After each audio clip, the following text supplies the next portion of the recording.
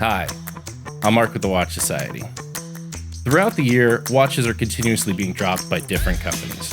A new watch here, a new watch there. It's almost a weekly occurrence. And then during the big shows, you get a bunch at once. And then every so often throughout an entire year, you get a watch that surprises everybody, that grabs all the attention.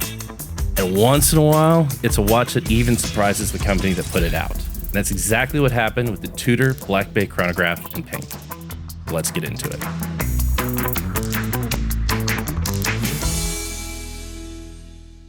March 2024.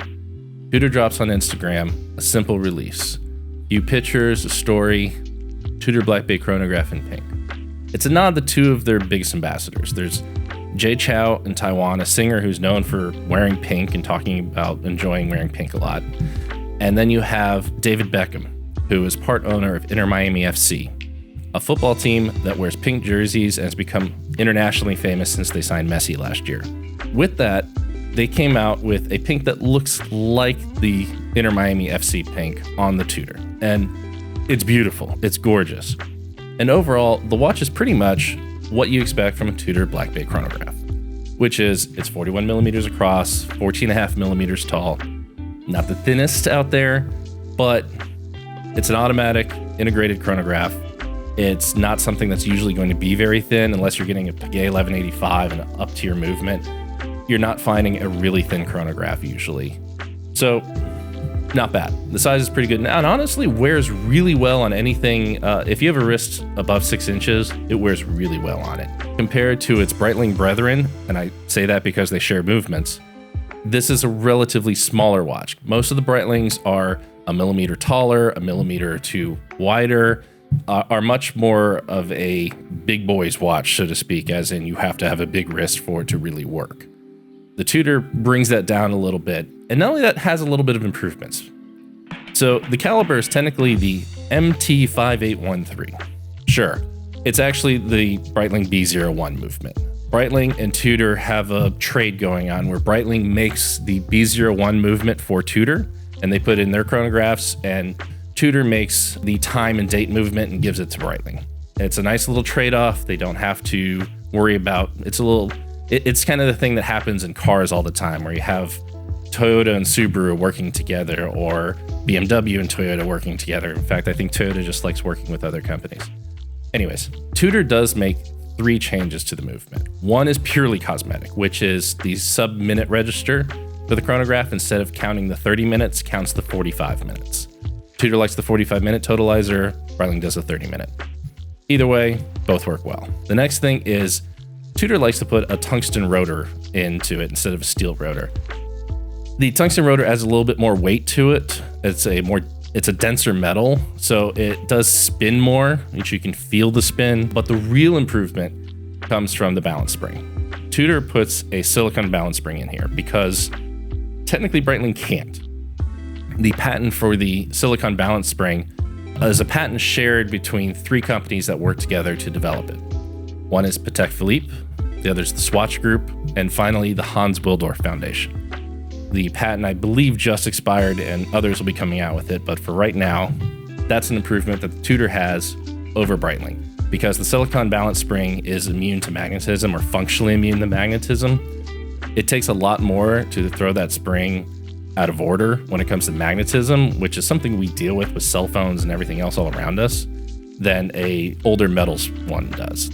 And since part of the Black Bay line, it's meant to be a watch you can take diving.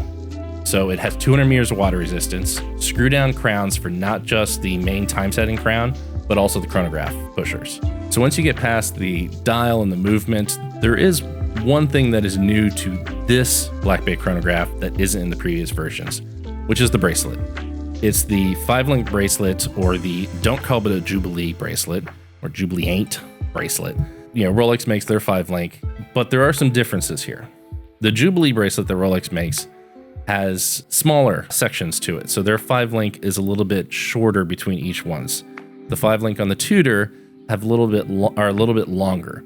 So it actually creates a larger, more robust feel. It's a little bit sportier and not as dainty feeling as the Tudor's Jubilee, but it is also really comfortable. It is a great Bracelet. My hot take, it's a better bracelet than the Jubilee. Just as comfortable, doesn't look as dainty, and still looks fantastic. It looks just sporty enough to feel at home on something like a chronograph or a dive watch, versus the Jubilee from Rolex on a GMT, or it doesn't always look right to me. It actually looks like it's on the wrong watch. I think the 5-link that Tudor does is better for GMTs and sports watches like that. If you disagree, let me know in the comments. The other thing is the T-fit clasp on the bracelet, which is one of the easiest micro adjustment clasps you will ever come across. It is incredibly nice to have. Right now, we're in the middle of summer, and it just, your wrist swells throughout the day. And it's nice to be able to just take it real quick, extend it, put the clasp back on, go about your day without having choking your wrist. So let's look at the pros and cons of this watch. On the pro side, the bracelet is perfect. It's comfortable as hell. The T-fit is easy to use. It looks great. And sure, if you prefer the normal Heritage Black Bay, fake riveted bracelet version, enjoy. This one, gorgeous. Looks great in person, fits the watch perfectly, and should always be an option. And again, I like it better than the Rolex version. On the inside of the watch is honestly probably one of the best movements in the price range. The B01 or MT5813 inside of here is a vertical clutch column wheel chronograph, which is technically considered high horology. It's honestly built to be robust and easily repairable, and they've done a great job. I don't think anyone has come out with a in-house movement like that, talking about the B01, in the past 10, 15 years that is that good, and there's a reason why Tudor uses it. It is a fantastic movement. I don't think Tudor could find a better movement without literally stealing the 4130 from Rolex, which they'll never let them do. But on the outside, you have an aluminum bezel, which is a throwback to the pre-ceramic bezel days, and honestly, I still think look better. I always look at that as being the best option. Just a personal choice. Speedmasters have had aluminum bezel forever and look great with the tachymeter like that. And finally, the pink. To me, that's the biggest pro. So often when pink watches come out, they're a small 36, 34 millimeter version of a 40, 42 millimeter watch. They're shrunk down, sometimes put quartz movements in it. Look at you, Breitling. Or they put some lesser movement in it and don't, like Geneva seal it. That's you, Vacheron. There are certainly those of us who have larger wrists, who enjoy a little color, who want a pink watch. And up until this point, the pink watches that I could have in my sizes, I have an N-Ordain that's one of 30. That's a hard one to grab. And I have a Fierce, which I absolutely love, but it's one option. This is actually a pink sports watch with black accents that looks beautiful and is meant for somebody with a larger wrist like me. I absolutely love this watch. It's finally a watch that's made for somebody like me who enjoys a little bit of color, who likes a larger watch, and is absolutely blown out of the water when it was released.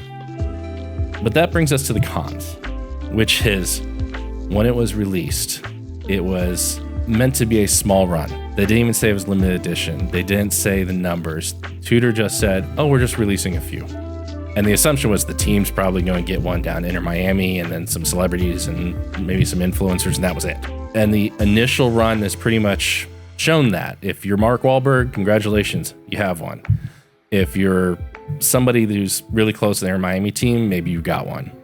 But in general, hit that this was immediately online when it was dropped. How many people were talking about, how do I get one? I know people work in Tudor that were just fielding calls from everyone who knew them asking, how do I get this? Where is it coming from? Because there was no information on it. And it's shown that it's not easy to get. In general, most retail stores have only gotten one in. The Tudor boutiques have gotten 2 or 3 in. And we're pushing 4 months later, 5 months later. I think Tudor, were surprised, absolutely surprised by how big of a hit this is. They were expecting it to be, a few people will like it, but not the runaway success it's been. And that has led to the aftermarket, which is What retails for about $6,000 is now going for $15,000 and early on $20,000. And I love this watch. It is not a $15,000 watch. It's unknown if Tudor will respond to the amount of want for it and push out a bunch more, since they did not limit themselves by numbers.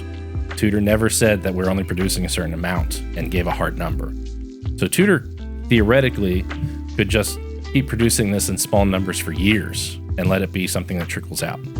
Or they did one run and that's it, and we won't see many more. Don't know. I'm hoping Tudor lets us know. It'd be really nice just for those of us who would love to have one and know that we don't have the spend history for it. We don't have the connections, that we're just a regular watch collector hoping. For those of us like that, I'm really hoping that more of these come out. I hope they come out for a while so that there's a chance for everyone who really wants one to get a chance to buy one at retail. Another con of the watch is it is big. It is 41 millimeters across, 14.5 millimeters tall. That's not small. It's not huge. It's no Omega Pro Prof or something like that, or honestly, the Breitlings. But it is taller. It's not for everyone. If you have a larger wrist or even a medium-sized wrist, I think it'll look great. If you have a really small wrist, the good news is if you like pink watches, there's plenty of options out there for you that those of us with large wrists do not, unfortunately, have the chance to wear if we don't like a small watch on us. The last con is kind of like a two-edged sword, which is the same as a Pro, the pink. If you like the pink, it's great.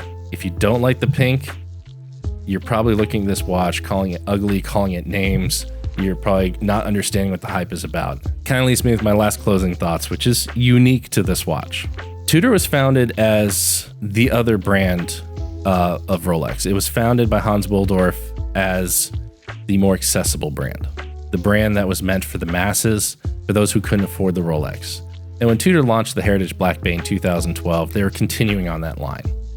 A less expensive version of a dive watch than the Submariner, and it continued along that line. But I think Tudor needs to be careful here, which is if you start releasing watches that are popular and hard to get and are only going towards the people who are celebrities, who are big spenders of Rolexes, that, you know, they walk into the AD, they have a $200,000 spend history and just say, hey, I want that watch. And, you know, they're more likely to get it than the person who's bought a couple of Tudors, loves the brand, but will never have the same spend history because that's just where they're at. It's when watches start doing that, when watch brands start doing that, they're just becoming another Rolex. And the entire point of Tudor is not to be like their big sister brand, Rolex. They shouldn't be chasing anybody else. They should be a yardstick against Rolex, and they should always be this far away from them and different from them and easier to access, be more of the people. When you start having watches that are hard to get, that require that kind of effort or aren't part of that ethos, you're starting to run away from yourself. And that's something like you can get away with once in a while, because limited editions are a chance for a company to try something new. It's a chance to push the envelope. It's a chance to not commit yourself to a full run of watches on an experiment. See what people like and what you can do with them. So a limited edition isn't a bad thing, but you should let people know how limited it is. How rare will it be? Just so there's some expectation games. Versus this one is actually an off-catalog piece with no information on it. That's something that Rolex does. That's something that Rolex does with Rainbow Daytonas and things like that. There should be no off-catalog pieces of Tudor. It should all be in the catalog with descriptions, how much, how many they made, and open. If you stop doing that, you're going to stop being Tudor. So as much as I love this watch, and I applaud that they made it, and personally, I think it's probably going to be one of those watches that is going to be looked back at as a great move by Tudor. I think they need to be careful of repeating something like this. In the future, Tudor needs to be more open, more honest with what they're doing. Otherwise, that's a damn good watch. Thank you for joining me today. I hope you enjoyed learning a little bit about the Tudor Black Bay Chronograph in pink. Join us next time on The Watch Side. Have a good one.